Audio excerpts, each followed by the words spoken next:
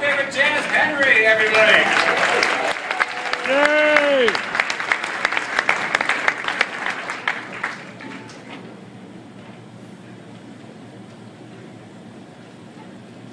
Hi.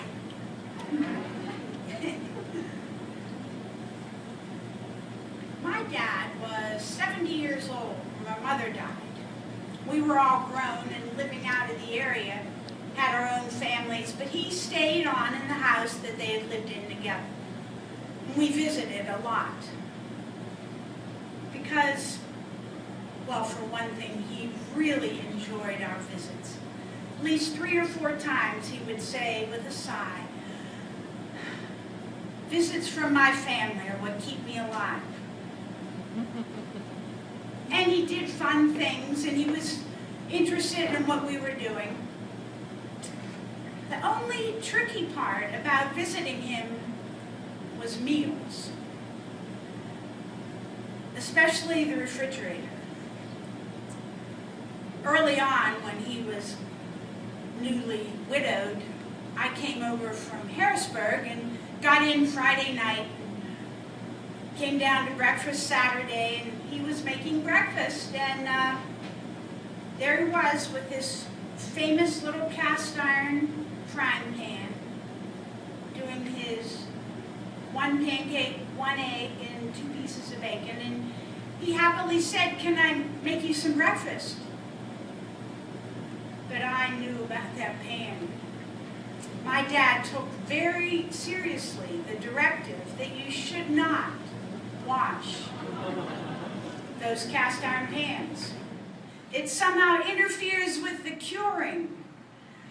But I'd seen that pan catch on fire more than once, and I was sure that it was cured. But no. In between whatever he was cooking in it, he would very carefully wipe it out with a dry paper towel. I said, "No, I think I'll just have cereal," and went to the refrigerator and pulled out the first half-gallon of milk that was already open, looked at the expiration date, which was scary, smelled it, which was even scarier, poured it out, found some milk that worked, and had a bowl of cereal. And then lunch came, and Dad said, "You know, I have some salad in the refrigerator that we could finish up for lunch." Well, Dad's salads were unique. He kept them in the refrigerator in a stainless steel bowl, a big stainless steel bowl, way more than any meal. And I don't know if any of you grew up with those 50s moms where they had these things that they put fruit in and brandy and sugar, and you stirred it and you just kept it going, and something wonderful was supposed to happen at the end. Well, that's the way Dad's salads were. You'd look into that bowl and you'd see vegetables in various states of decomposition. And then he'd throw in some new vegetables. And I really wish that I had had a microscope, because I am sure that I would have found some fascinating things in there. But I passed on that salad, and I opted for peanut butter toast. When Dad took a nap, I cleaned the refrigerator from top to bottom. Threw away anything that had jiggly green foam on it, and finally Dad woke up and I said, "You know, I really, how about we order out pizza and I'll go down and pick it up?" "Oh, well, I have some perfectly good ground beef in the freezer. We could make hamburgers." "No, Dad, you don't have any hamburger in the freezer." I threw it out. It wasn't even frozen. It was thawed, and it was brown, and it really smelled. He seemed disappointed, but he agreed, and I went down and got the pizza and restocked his refrigerator with more salad, good, fresh stuff, and also got a half-gallon of ice cream that I knew would be soup by the morning, but I didn't care. At least we'd get a couple good bowls out of it. Had a great dinner, pizza, salad, fresh, and ice cream.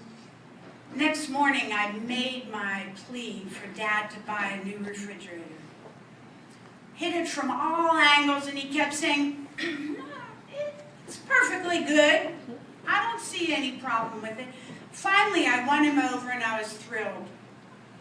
When I got back to Harrisburg, a couple days later, I called him and I said, so Dad, did your new refrigerator arrive? No. I decided that I really didn't need one. This one is perfectly good. So we as a family continued to visit and continued to make the top to the bottom refrigerator cleaning part of the visit. And he continued to sigh and say at least 3 or 4 times, visits from my family are what keep me alive.